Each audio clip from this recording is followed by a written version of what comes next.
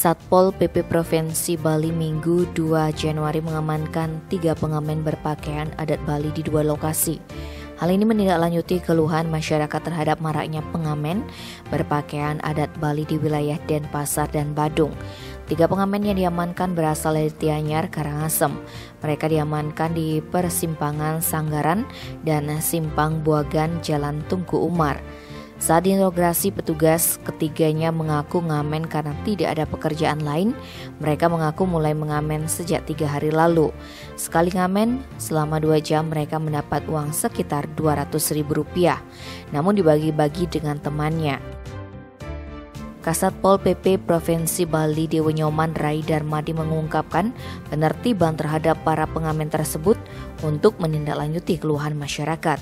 Karena selain membahayakan bagi pengamen itu sendiri, juga mengganggu kenyamanan berlalu lintas dan berdampak pada citra pariwisata Bali ke depan.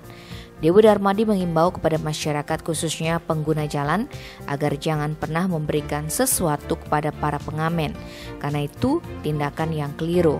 Kalau ingin membantu mereka, lebih baik sambangi kampungnya dan berikan bantuan sesuai dengan kemampuan. Tim Bali Express melaporkan.